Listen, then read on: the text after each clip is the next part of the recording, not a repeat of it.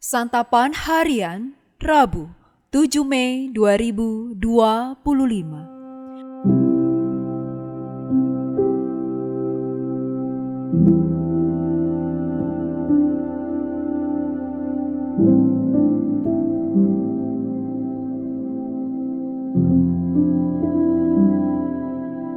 Inilah program Santapan Harian, sebuah program yang mengajak Anda menelusuri isi Alkitab, agar Anda menemukan makna firman Tuhan sesuai dengan konteksnya. Santapan Harian tertuju bagi Anda yang ingin memiliki kehidupan rohani yang segar, kuat, dan sigap. Hari ini kita akan membaca Bilangan pasalnya yang ke-12. Namun sebelumnya, mari kita berdoa. Dengan sukacita serta hormat, kami siap menerima sabda-Mu. Di dalam nama-Mu Yesus, kami berdoa. Amin. Bilangan pasal 12. Miriam dan Harun mencela Musa berkenaan dengan perempuan Kus yang diambilnya, sebab ia telah mengambil seorang perempuan Kus. Kata mereka, "Sungguhkah Tuhan berfirman dengan perantaraan Musa saja? Bukankah ia berfirman dengan perantaraan kita juga?" Hal itu didengar oleh Tuhan. Adapun Musa itu seorang yang sangat rendah hati, lebih dari setiap manusia di muka bumi. Tiba-tiba Tuhan berfirman kepada Musa, Harun, dan Miriam, "Keluarlah kamu bertiga ke kemah pertemuan." Ketiganya pun keluar. Lalu turunlah Tuhan dalam tiang awan dan berdiri di pintu kemah itu. Ia memanggil Harun dan Miriam, keduanya pun tampil. Ia berfirman, "Dengarlah firmanku ini. Jika di antara kamu ada seorang nabi, maka aku, Tuhan, menyatakan diriku kepadanya dalam penglihatan. Aku berbicara dengan dia dalam mimpi.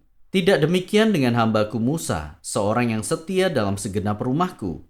Berhadapan muka aku berbicara dengan dia secara langsung, bukan dengan teka-teki, dan ia memandang rupa Tuhan. Mengapa kamu tidak takut mencela hambaku Musa?" Murka Tuhan pun menyala-nyala terhadap mereka, lalu ia pergi. Ketika awan telah naik dari atas kemah, tampaklah Miriam kena penyakit kulit, putih seperti salju. Harun berpaling kepada Miriam dan dilihatnya Miriam kena penyakit kulit yang menajiskan. Lalu kata Harun kepada Musa, "Ampun Tuanku, janganlah timpakan kepada kami dosa yang kami perbuat dalam kebodohan kami. Janganlah biarkan dia menjadi seperti bayi mati yang pada waktu keluar dari kandungan ibunya sudah setengah busuk dagingnya." Lalu berserulah Musa kepada Tuhan, "Ya Allah, sembuhkanlah kiranya dia." Kemudian Tuhan berfirman kepada Musa, "Seandainya ayahnya meludahi mukanya, tidakkah ia mendapat malu selama 7 hari? Biarlah dia selama 7 hari dikucilkan keluar perkemahan, kemudian bolehlah ia diterima kembali." Lalu Miriam dikucilkan di luar perkemahan selama 7 hari, dan bangsa itu tidak berangkat sebelum Miriam diterima kembali. Kemudian berangkatlah mereka dari Hazerot dan berkemah di padang gurun Paran.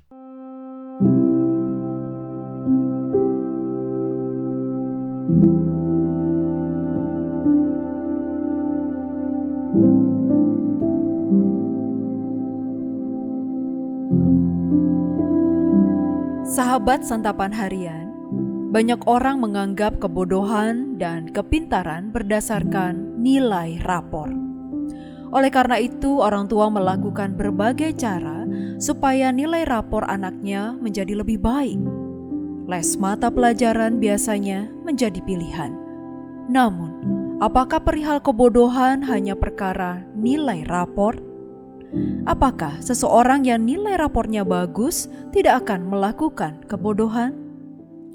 Harun menyebut bahwa perkara yang dilakukan bersama Miriam adalah dosa dalam kebodohan mereka. Mereka mencela tindakan Musa.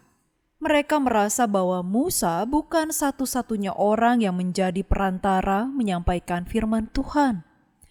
Menurut Tuhan, tindakan Miriam dan Harun adalah tanda bahwa mereka tidak benar-benar mengenal Musa. Tindakan Miriam dan Harun itu bukan hanya penolakan terhadap Musa, melainkan sikap meragukan pilihan Tuhan. Seakan-akan mereka menyatakan bahwa Tuhan salah memilih Musa. Itulah kebodohan mereka, yaitu tidak peka dan mencermati yang sebenarnya terjadi sehingga melakukan yang tidak benar. Kebodohan semacam itu sangat mudah dilakukan oleh manusia. Orang memiliki pendapatnya sendiri tentang kebenaran. Bahkan pada saat sesuatu itu tidak menguntungkan bagi dirinya, orang cenderung melihat hal itu sebagai sebuah kekeliruan ataupun kesalahan. Orang mudah memprotes sesuatu tanpa mencermati hal sebenarnya. Maka dari itu diperlukan kesediaan menjadi pintar. Bukan hanya pintar secara akademis, namun juga pintar dan cermat dalam hal melihat dunia serta melakukan penilaian dan menentukan sikap terhadapnya. Kebijaksanaan akan tumbuh saat memandang kehidupan.